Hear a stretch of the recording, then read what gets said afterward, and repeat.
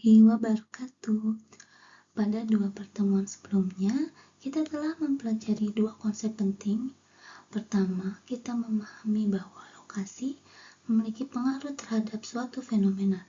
Dan yang kedua, kita belajar mengenali berbagai jenis data spasial dan bagaimana mengeksplorasi pola penyebarannya.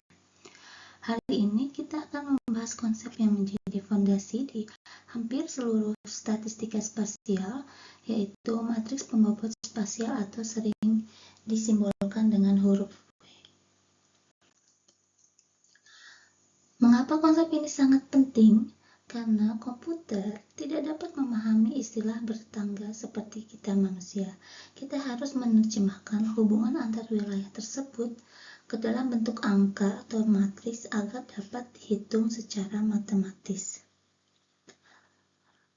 Jadi kita harus mengubah konsep bertetangga menjadi konsep numerik berdasarkan juga jumlah unit observasi dan tingkat kedekatannya.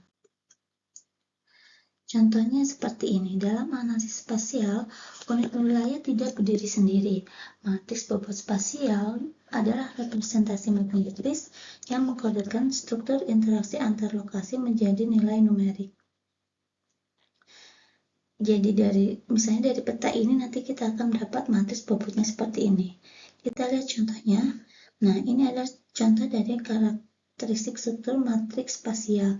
Nilai kolom ini nanti dia ada, berarti ini daerah lokasi 1, 2, 3, dan seterusnya. Juga ini tetangganya. Nah, diagonal ini akan bernilai 0. Artinya, suatu wilayah tidak dianggap sebagai tetangga bagi dirinya sendiri. Jika dia bernilai 1 berarti tetangga, sedangkan jika bernilai 0 berarti dia tidak bertetangga. Ini sudah distandarisasi ya, jadi nilainya tidak 1.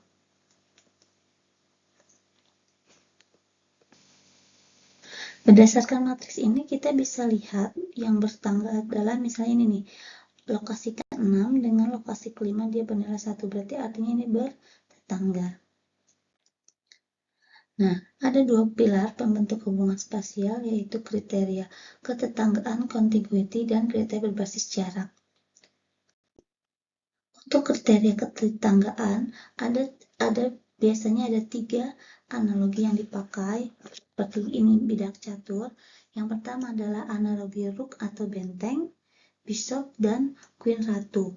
Untuk analogi rook, suatu lokasi dikatakan bertetanggaan jika hanya wilayah yang berbagi sisi atau berbatasan secara langsung yang dianggap bertetangga. Jadi untuk lokasi 5 ini tetangganya adalah 2, 4, 6, dan 8. Sedangkan untuk konsep bishop atau gajah, hanya wilayah yang berbagi titik sudut saja yang dianggap bertetangga. Jadi untuk lokasi 5, maka tetangganya adalah 1, 3, 7, dan 9. Sedangkan queen, wilayah yang berbagi sisi maupun sudut itu dianggap tetangga. Jadi dia gabungan dari rook dan bishop. Jadi jika berdasarkan kriteria queen ini, maka tetangga dari lokasi 5 adalah 1, 2, 3, 4, 6, 7, 8, dan 9. Selanjutnya, kriteria juga bisa berdasarkan jaringan.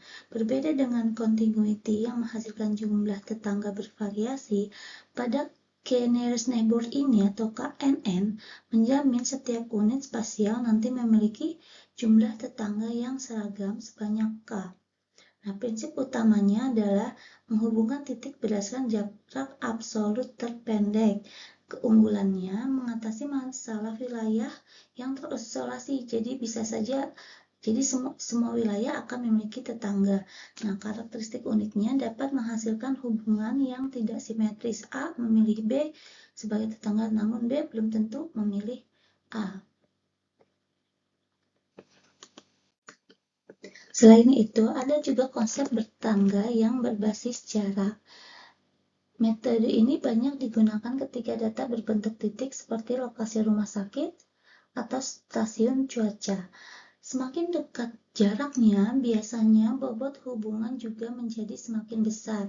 Sebaliknya, semakin jauh bobotnya semakin kecil.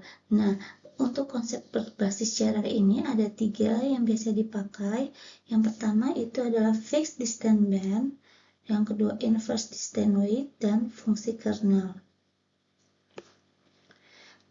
Fixed distance band adalah pendekatan diskrit atau biner, interaksi berhenti total setelah melewati radius batas tertentu.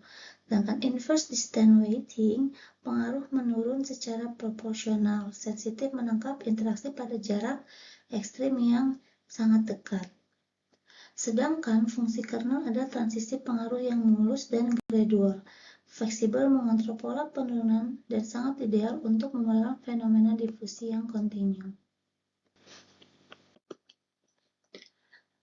Setelah matriks W atau bobot terbentuk, apa yang dapat kita lakukan?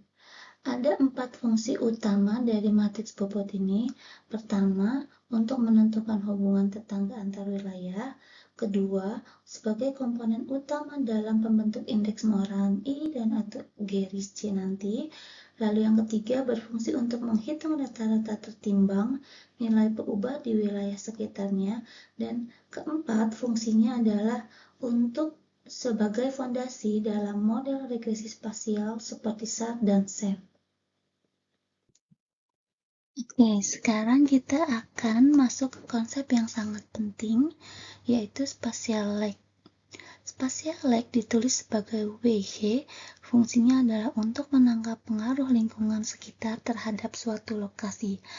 Spatial lag adalah hasil perkalian antara matriks bobot dengan vektor variabel WG-nya. Nilai ini merepresentasikan rata-rata timbang nilai peubah pada wilayah tetangganya. Oke, kita langsung saja melihat ke contoh aplikasinya ya. Nah, ini adalah cara menghitung nilai spatial lag. Misalnya terdapat 4 wilayah A, B, C, dan D. Struktur ketetanggaan A akan bertetangga dengan B dan C, lalu B bertetangga dengan A dan D, C bertetangga dengan A dan D, seperti ini matriks yang didapatkannya. Nah, jadi A bertetangga dengan BC, B dengan AD, C dengan AD, dan D dengan BC. Lalu kita ubah matriks bobotnya ini menjadi matriks bobot spasial atau yang distandarisasi sehingga nilainya akan sama dengan 1 setiap baris dan kolomnya. Nah, bagaimana menghitung spatial lag-nya? Misalnya ini adalah perhitungan spatial lag untuk wilayah A.